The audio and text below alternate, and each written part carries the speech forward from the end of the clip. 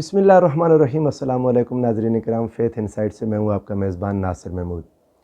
آج کی گفتگو بھی پچھلی گفتگو کا ہی تسلسل ہے۔ میں نے اپنی بات یہاں مکمل کی تھی کہ اللہ رب العزت نے حاکمیت اعلیٰ اپنی اور اپنے مصطفیٰ کریم صلی اللہ علیہ وآلہ وسلم کی اسٹیبلش کر دی، اور امت اللہ کے مخلوق مسلمان جنہوں نے اس کے سامنے سرنڈر کیا، جنہوں نے اسے تسلیم کیا، اللہ رب العزت نے انہیں خلافت کا حق عطا کیا۔ اور یہ خلافت کا حق کسی فرد واحد کے لیے نہیں ہے، بلکہ لَيَسْتَخْلِفَنَّهُمْ فِي الْأَرْضِ، قوم کا حق ہے۔ اب قوم چونکہ ساری کی ساری تو خلیفہ نہیں بنتی، سو قوم اپنے اندر ایک تقوی، طہارت اور قابلیت کی بنیاد پر، میرٹ پر سب سے اوپر آنے والے شخص کو منتخب کر لیتی ہے، اور وہ شخص ان کی جان، مال، عزت، آبرو کا محافظ ہوتا ہے۔ اور زمین میں جب اس کو تمکنت ملتی ہے تو پھر اقامت صلاۃ، ایتاء زکوٰۃ، امر بالمعروف، نہی عن المنکر، اور یہ ساری مسلمانوں کو فیسیلیٹیٹ کرنے کی ذمہ داری اس پر آتی ہے، اور وہ ریاست کو مسلمانوں کی ذمہ داری سمجھ کر چلاتا ہے، اور مسلمان اس کی اس ذمہ داری میں اس کی مدد کرتے ہیں۔ اگر بالفرض وہ یہ کام پورا نہ کر پائے تو مسلمانوں کو حق ہے کہ اس سے سوال کر سکیں اور اس سے پوچھ سکیں۔ حضور سرورت عالم صلی اللہ علیہ وآلہ وسلم کے وصال پاک کے بعد صحابہ کرام رضوان اللہ علیہم اجمعین نے خلافت قائم کی، اور اس میں جو ہمارے 5 خلفاء ہوئے، رسول اللہ صلی اللہ علیہ وآلہ وسلم اپنے وصال سے پہلے اپنے بعد 5 خلفاء تک، یعنی 30 سالوں تک کے زمانے کو نبی کریم صلی اللہ علیہ وآلہ وسلم نے خلافت راشدہ قرار دے دیا تھا۔ یہ بات کوئی بعد کی ٹرم نہیں ہے، یہ خود رسول اللہ صلی اللہ علیہ وآلہ وسلم کی عطا کردہ ٹرم ہے۔ حضور علیہ السلام نے اس کے سال بھی متعین کر دیے تھے۔ آقا دو جہاں صلی اللہ علیہ وآلہ وسلم سے یہ حدیث صاحب مشکات نے اس کو نقل کیا 5395 نمبر پر، اور مشکات شریف میں یہ احمد، ترمذی، ابو داؤد کے حوالے سے ہے کہ حضور علیہ السلام نے ارشاد فرمایا الخلافت 30 سنة ثم یکون ملکا، کہ یہ خلافت کیا ہوگی، 30 سال ہوگی، اور پھر یہ ملک بن جائے گی، بادشاہت بن جائے گی۔ امام احمد بن حنبل کی روایت میں اس میں ثم یکون ملکا عدودا، پھر یہ کاٹ کھانے والی بادشاہی بن جائے گی۔ آپ اس بات کو مشکات شریف کی حدیث نمبر 5375 اور حدیث پاک 5378 ان دونوں میں دیکھ سکتے ہیں۔ ایک میں آپ کے سامنے 5375 پڑھ دیتا ہوں۔ حضرت ابی عبیدہ اور معاذ بن جبل رضی اللہ تعالیٰ عنہ رسول اللہ صلی اللہ علیہ وآلہ وسلم سے روایت کرتے ہیں کہ آقا نے ارشاد فرمایا کہ یہ جو میرا معاملہ حکومت کا عمل، یہ پہلے نبوت و رحمت، پھر خلافت و رحمت، پھر ملکن عدودا، پھر کاٹ کھانے والی بادشاہی ہے، ثم کائن جبریت، اس کے بعد پھر جبری حکومتیں آ جائیں گی، وَعْتَوْا وَفَسَادًا فِي الْأَرْضِ، اور پھر زمین کے اندر وہ لوگ فساد کریں گے بپا، يَسْتَحِلُّونَ الْحَلِيرَ وَالْفُرُوجَ وَالْخُمُورَ، اور وہ اپنے اوپر ریشم حلال کر لیں گے، شرابیں حلال کر لیں گے، اور ظلم کریں گے زمین میں اللہ کے حرام کو حلال کر کے، لیکن اس کے باوجود یرزقون علی ذالک، انہیں رزق بھی ملے گا، وینصرون، اور ان کی مدد بھی کی جائے گی، حتی یلقوا اللہ، یہاں تک کہ وہ فوت ہو جائیں گے۔ اس مضمون کی احادیث کو آپ تمام کتب میں، کتاب الفتن کے اندر، کتاب الامارہ والسیاسہ کے اندر آپ ایسی احادیث کو دیکھ سکتے ہیں جن میں رسول اللہ صلی اللہ علیہ وآلہ وسلم نے اپنے بعد خلافت کے بارے میں پیشن گوئی کی، اور رسول اللہ صلی اللہ علیہ وآلہ وسلم نے اس خلافت کی پابندی کا اپنے صحابہ کو حکم دیا، اس خلافت کے دوران اپنے خلیفہ کی پابندی کرنا، چونکہ رب ذوالجلال نے بھی اولی الامر کی پابندی کا حکم دیا تھا، یا ایھا الذین آمنوا اطیعوا اللہ واطیعوا الرسول واولی الامر منکم، کہ تم میں اولی الامر جو ہیں ان کی پیروی کرو، اور یہ اولی الامر خلافت راشدہ کے اندر خلفاء راشدین ہوئے۔ حضور سرورت عالم صلی اللہ علیہ وآلہ وسلم نے اس دن کی پابندی، جو یہ حدیث پاک بھی مشکات میں کتاب الاعتصام بالکتاب والسنہ اس کے باب میں ہے، وہ حدیث ایسے ہے، لمبی حدیث ہے، تفصیل ہے، حضرت ارباض بن ساریہ رضی اللہ تعالیٰ عنہ سے مروی ہے کہ حضور نبی کریم صلی اللہ علیہ وآلہ وسلم نے ایک دن ہمارے ساتھ نماز پڑھی، پھر ثم اقبل علینا بوجہہ، ہماری طرف رخ فرمایا، اور پھر فوعظنا موعظۃ بلیغۃ، ایک بہت بلیغ خطاب فرمایا آقا دو جہاں صلی اللہ علیہ وآلہ وسلم نے، اور اس خطاب کے اندر آقا نے فرمایا انہ من یعش بعدی فسیری اختلافا کثیرا، تم میں سے جو میرے بعد زندہ رہے گا وہ اختلاف کثیر دیکھے گا۔ جب اختلافات ہو جائیں تو تم نے کیا کرنا ہے؟ آقا نے فرمایا علیکم بسنتی و سنت الخلفاء الراشدین المہدیین، تم پر لازم ہے کہ میری سنت کو لازم پکڑنا اور میرے بعد میرے خلفاء راشدین جو ہدایت یافتہ ہوں گے ان کی سنت کو لازم پکڑنا۔ اور آقا نے یہاں تک صحابہ سے کہہ دیا اگرچہ کہ ان کان عبدا حبشیا، جو تم پر مقرر کرنے والا حبشی غلام ہی کیوں نہ ہو، تم نے اس کی بات کو ماننا ہے، کیونکہ ریاست اس کے بغیر نہیں چل سکتی۔ تو صحابہ کرام نے کیا کیا؟ حضور سرور عالم صلی اللہ علیہ وآلہ وسلم یہ جو ان کو ذمہ داری دے کر گئے تھے، صحابہ نے خلافت قائم کی۔ اور یہ جو خلافت راشدہ ہے ناظرین کرام، یہ بات یاد رکھیں، یہ پوری مشاورت کے ساتھ حکومتیں قائم ہونے کا زمانہ تھا، اور حکومتیں چلتی بھی مشاورت کے ساتھ تھیں۔ ان میں سیدنا صدیق اکبر رضی اللہ تعالیٰ عنہ کے 2.5 سال، سیدنا فاروق اعظم رضی اللہ تعالیٰ عنہ کے 10 سال، سیدنا عثمان غنی ذو النورین رضی اللہ تعالیٰ عنہ کے 12 سال، مولا کائنات مولا علی المرتضیٰ کرم اللہ وجہ الکریم کے 5 سال، اور 6 مہینے سیدنا امام حسن مجتبیٰ علیہ السلام کے۔ یہ 30 سال پورے ہوتے ہیں۔ ہمارے خلفائے راشدین 5 ہیں، یہ جو کتابوں میں بھی 4 لکھے ہوتے ہیں، عام طور پر بڑے بڑے لوگ 4 گن دیتے ہیں۔ اس کی وجہ شاید یہ ہے کہ وہ امام حسن مجتبیٰ کے 6 سالہ زمانے کو سیدنا مولا کائنات کی ہی حکومت کا تسلسل کہتے ہیں، لیکن یہ بات ہمیں اب لکھنی چاہیے اپنے سلیبس میں بھی، اپنی کتابوں میں بھی۔ امام حسن مجتبیٰ کی بھی بیعت انہی لوگوں نے کی تھی جو اہل الحل والعقد تھے، یعنی آپ یوں کہہ لیں جو ذمہ دار افراد جن کی بیعت سے حضرت ابوبکر، حضرت عمر، حضرت عثمان، حضرت علی رضوان اللہ علیہ مجمعین کی خلافت منعقد ہوئی تھی، انہی کی بیعت سے امام حسن مجتبیٰ علیہ السلام کی خلافت بھی منعقد ہوئی۔ لہذا یہ ہمارے 5 خلفائے راشدین ہیں۔ اسلام نے یہ خلافت راشدہ، یہ آپ یوں کہہ لیں کہ بہترین شورائیت کا زمانہ تھا۔ اگر آپ اس کو آج کے زمانے میں دیکھنا چاہیں تو موجودہ جمہوریت سے قریب ترین لیکن کئی خوبیوں کے ساتھ۔ آج کی جو جمہوریت ہے ہماری، یہ عوامی مقبولیت کی بنیاد پر ہوتی ہے۔ لوگ سارے مل کر کوئی بھی فیصلہ کر دیں، جمہور ایک فیصلہ کر دیں۔ مغربی جمہوریت کی میں تعریف کر رہا ہوں کہ جمہور اگر کوئی فیصلہ کر دیں تو وہ فیصلہ نافذ ہو جاتا ہے۔ دنیا کے بڑے بڑے ملکوں میں کئی فیصلے نافذ ہو رہے ہیں، غلط بھی فیصلے ہیں، لیکن چونکہ ان کی عوام کی اکثریت فیصلہ کر دیتی ہے تو وہ پاپولر ڈیموکریسیز ہیں، تو عوام کی مرضی پر قانون بن جاتا ہے۔ لیکن اسلامک ڈیموکریسی کیا ہے؟ اسلامک ڈیموکریسی سے مراد یہ ہے کہ اللہ اور اس کے رسول کی حدود کے اندر رہتے ہوئے مسلمانوں کی اکثریت جس چیز کا فیصلہ کرے وہ لاگو ہو جائے۔ اللہ اور اس کے رسول کی شریعت کی حدود کے اندر رہ کر یہ اس سے باہر نہیں نکل سکتے، یعنی جس چیز کو رب ذوالجلال نے حلال کر دیا مسلمانوں کی ساری اکثریت مل کر اسے حرام نہیں کر سکتی، اور ایک چیز جو رب ذوالجلال کی طرف سے حرام ہے اسے سارے مسلمان مل جائیں تو وہ اسے کبھی حلال نہیں کر سکتے، پرمیسیبل نہیں کر سکتے۔ یہ ہے اسلامی ڈیموکریسی۔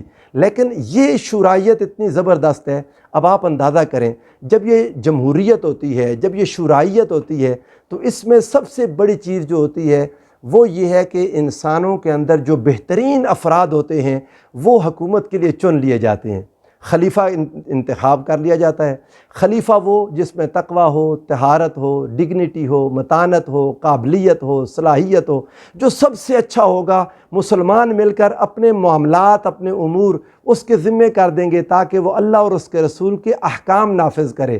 اب یہ جو خلافت راشدہ تھی 30 سال، یہ اللہ کے قرآن کا نظام تھا، یہ اللہ کا نظام تھا، یہ اسلام تھا۔ آپ یوں کہہ لیں کہ 30 سالہ دور اسلام کی حکومت تھی، اور جو اس سے اب ڈیویشن تھی، جو اس سے انحراف تھا، خلافت کو ملوکیت کی طرف لے جانا، بادشاہت کی طرف لے جانا، امام حسین علیہ السلام نے اس کے خلاف اپنا احتجاج ریکارڈ کروایا۔ امام حسین اس کے مخالف ہوئے۔ امام حسین علیہ السلام نے محض خلافت کی خاطر کہ جو اسلام کا نظام تھا وہ بادشاہت یعنی انسانی حکومت کی طرف نہ چلا جائے، وہ جو ایک جمہوری اور ایک اجتماعی حکومت تھی اللہ کی حدود کے اندر رہتے ہوئے، وہ کسی فرد واحد کی حکومت نہ بن جائے۔ کیوں؟ اللہ رب العزت اجازت نہیں دیتا کسی ایک فرد واحد کو کہ وہ لوگوں پر قبضہ کر لے تلوار کے زور پر، لوگوں کی رائے پر قبضہ کر لے، لوگوں کی آواز کو دبا دے۔ اور وہ مسلمان جو رسول اللہ صلی اللہ علیہ وآلہ وسلم نے تیار کیے تھے، جن کی خوبی رب ذوالجلال یہ بیان فرماتا ہے کہ یہ ایسے مسلمان ہیں یخشونہ اللہ سے ڈرتے ہیں، ولا یخشون احدا الا اللہ، اور اللہ کے علاوہ کسی سے ڈرتے ہی نہیں۔ جب بادشاہت آ جاتی ہے، تلوار لوگوں کی گردنوں پر رکھ دی جائے، اس کے بعد لوگ حکمرانوں سے ڈرنے لگ جاتے ہیں، پھر لوگ حکمرانوں کی خوشامد کرتے ہیں، لوگ حکمرانوں کی چاپلوسی کرتے ہیں، لوگ حکمرانوں کی غلط باتوں کو درست کہتے ہیں۔ میں آگے انشاءاللہ جب وقت آئے گا اگلی قسطوں میں آپ کو احادیث سے بتاؤں گا، خود صحابہ کرام کے زمانے میں ایسے معاملات ہو گئے۔ حضرت سیدنا عبداللہ ابن عمر رضی اللہ تعالیٰ عنہ کے پاس کچھ لوگ آئے اور یزید کے دربار کی انہوں نے شکایت کی۔ انہوں نے کہا کہ اس کی باتیں غلط ہوتی ہیں لیکن ہمیں اس کے سامنے کہنا پڑتا ہے کہ وہ ٹھیک کہہ رہا ہے۔ حضرت عبداللہ ابن عمر نے کہا ہم اس چیز کو منافقت کہتے تھے، امام حسین اس چیز کے خلاف کھڑے ہوئے تھے۔ خیر وہ آتی ہے بات آگے، لیکن اتنا سمجھ لیں کہ اس خلافت راشدہ کو قائم مسلمانوں نے پوری طرح کیا۔ حضرت ابوبکر رضی اللہ تعالیٰ عنہ کی حکومت قائم ہوئی مسلمانوں کی اکثریت کی رضامندی کے ساتھ۔ اختلاف بھی ہوا، آپ حدیثیں پڑھ لیں، میں آپ کو کچھ احادیث ریفر کر دیتا ہوں جن کو اگر آپ پڑھنا چاہیں۔ امام بخاری کی حدیث ہے اور حدیث کا نمبر 4241 اور 4240، یعنی 4240 اور 4241، یہ دونوں حدیثیں۔ امام مسلم میں یہی حدیث ہے 4580 نمبر کے ساتھ، 4580 حدیث پاک۔ آپ ان کو کھولیں ان احادیث کی کتابوں کو اور ان کو پڑھیں۔ ترجمہ کرنے والے بھی ڈنڈی مارتے ہیں، اگر آپ کو عربی آئے کاش اور آپ عربی ٹیکسٹ کے ساتھ اس کو پڑھیں تو آپ کو سمجھ آئے گی۔ سیدنا فاروق اعظم رضی اللہ تعالیٰ عنہ سے یہ حدیث پاک مروی ہے، جو ایک حدیث بلکہ ایک اور حدیث پاک جس میں بہت تفصیل ہے سیدنا صدیق اکبر رضی اللہ تعالیٰ عنہ کی خلافت کی، وہ امام بخاری کی حدیث 6830 حدیث نمبر۔ آپ اس کو پڑھ لیں سیدنا فاروق اعظم کی زبان سے کہ وہ کیا حالات تھے جب رسول اللہ صلی اللہ علیہ وآلہ وسلم کا وصال ہو گیا۔ اب ان میں جو ایک اہم چیز آپ کو ملے گی وہ کیا، حضرت ابوبکر رضی اللہ تعالیٰ عنہ کو جب منتخب کرنا تھا اختلاف ہوا۔ جو پہلے میں نے آپ کو نمبر بتائے ان میں اختلاف مولا کائنات کا ذکر ہے، سیدنا مولا علی المرتضیٰ مخالف ہوئے۔ اچھا آگے جو حدیث بخاری کی 6830 یا مسند احمد کے الفاظ میں وہ 12162 نمبر حدیث ہے، اس میں آپ کو ملے گا کہ انصار نے بھی اختلاف کیا، حضرت مولا کائنات مولا علی المرتضیٰ نے بھی اختلاف کیا، اور ان کے ساتھ بنو ہاشم کے کچھ اور افراد بھی موجود تھے، ان کا اختلاف تھا۔ حضرت زبیر کا اختلاف تھا، حواری رسول اللہ صلی اللہ علیہ وآلہ وسلم۔ لیکن یہ اختلاف گفتگو کے ذریعے، گفت و شنید، کہیں تلوار کا استعمال نہیں ہوا، کوئی تلوار نہیں چلی، کوئی زبردستی نہیں ہوئی، بات چیت کر کے ایک دوسرے کو قائل کر کے سیدنا صدیق اکبر رضی اللہ تعالیٰ عنہ کی خلافت اور امامت قائم ہوئی۔ اب صدیق اکبر رضی اللہ تعالیٰ عنہ انہیں رسول اللہ صلی اللہ علیہ وآلہ وسلم نے پسند فرما لیا تھا، مگر اپنی زبان سے ان کے لیے خلافت کا اعلان نہیں کیا تھا۔ حضور نے ان کو مصلی پر کھڑا کر دیا تھا نمازیں پڑھانے کے لیے۔ آقا کی حیات طیبہ کا آخری زمانہ جو 4-5 دن ہیں، یہ ساری نمازیں مصلی رسول پر صدیق اکبر رضی اللہ تعالیٰ عنہ نے پڑھائیں، اور لوگوں نے اندازہ کر لیا، صحابہ کرام نے ان کے ساتھ، اور ان کا اندازہ ہو گیا کہ حضور نبی کریم صلی اللہ علیہ وآلہ وسلم کو یہ مصلی رسول پر، اپنے مصلی پر یہ پابند ہے، سو تخت پر بھی انہی کو بٹھا دیا جائے۔ صحابہ کرام نے، اب چونکہ بہت لمبی حدیثیں ہیں میں وہ ساری آپ کے سامنے پڑھ نہیں سکتا۔ سیدنا مولا کائنات کرم اللہ وجہ الکریم یہ 6 مہینے تک آپ نے بیعت نہیں کی۔ جب سیدہ عالم سیدہ فاطمہ الزہرا سلام اللہ علیہا کا وصال ہوا، اس کے بعد آپ نے حضرت ابوبکر رضی اللہ تعالیٰ عنہ کو پیغام بھیجا کہ آپ اکیلے میرے پاس آئیں۔ حضرت صدیق اکبر رضی اللہ تعالیٰ عنہ ان کے پاس گئے۔ یہ حدیث مسلم میں 4580 اور بخاری کے اندر 4240 4241 حدیث، جس میں حضرت علی نے جب اپنا گلہ کیا مولا کائنات نے، جب یہ بات سیدنا مولا کائنات نے صدیق اکبر رضی اللہ تعالیٰ عنہ سے کی تو وہ روئے، اور جب اپنی گفتگو کی تو اپنی گفتگو کا آغاز کیسے کیا، اور یہ ساری بات مولا کائنات کے گھر میں ہو رہی ہے، اور خلیفہ وقت اکیلا ایک بندے کو منانے کے لیے آیا ہوا ہے، اور وہ بندہ کون ہے؟ رسول اللہ صلی اللہ علیہ وآلہ وسلم کا داماد ہے، رسول اللہ کا بھائی ہے۔ اور ریاستیں ایسی ہوتی ہیں، اپنے بھائیوں کے ساتھ مشاورت کے ساتھ مل کر اکٹھے ہو کر، وہاں صدیق اکبر رضی اللہ تعالیٰ عنہ کے الفاظ بہت غور کرنے والے ہیں۔ وہ کہتے ہیں والذی نفسی بیدہ لقرابۃ رسول اللہ صلی اللہ علیہ وآلہ وسلم احب الی ان اصل من قرابتی، اللہ کی قسم جس کے قبضہ قدرت میں میری جان ہے، مجھے رسول اللہ کی قرابت کو جوڑنا اپنی قرابت اور رشتہ داروں سے جڑنے سے زیادہ پسندیدہ ہے۔ پھر فدق کی وضاحت کی آپ نے، اور اس کے بعد حضرت علی رضی اللہ تعالیٰ عنہ سے عرض کی۔ حضرت علی نے فرمایا مولا کائنات نے کہ آئیں پھر اب موعدک العشیۃ بالبیعہ، کہ آپ چلیں، اب ظہر کے بعد آپ کے ساتھ ملاقات ہوگی بیعت کے لیے۔ اور ظہر کی نماز جب حضرت صدیق اکبر رضی اللہ تعالیٰ عنہ نے پڑھائی، مسجد میں مولا کائنات موجود تھے، سارے صحابہ موجود تھے، نماز کے بعد ممبر پر کھڑے ہوئے سید صدیق اکبر، اور وہاں پر حضرت علی کے فضائل کا ذکر کیا، اور ان کی وہ ساری بات کا کہ اتنی تاخیر کیوں ہوئی، اس ساری بات کا ذکر کیا، ان کے گلے کا ذکر کیا اور اس کو انڈورس کیا۔ اور پھر حضرت مولا کائنات جب ممبر پر آئے، انہوں نے گفتگو کی، اور اپنی گفتگو کر کے آپ نے اپنا سارا جو تاخیر کا سبب بیان فرمانے کے بعد ثم استغفر وتشہد علی فعظم حق ابی بکر، اور ان کے حق کے بارے میں کہ ان کا حق بڑا ہے اس کی تسلیم کیا، اور آپ کا ہاتھ پھیلا کر باجماعت لوگوں کے سامنے، سب کے سامنے بیعت کر لی کہ علی جیسا بندہ اکیلے گھر میں بیعت نہیں کرے گا، سب لوگوں کے سامنے کھلے عام بیعت کرے گا۔ صدیق اکبر کی بیعت ہو گئی۔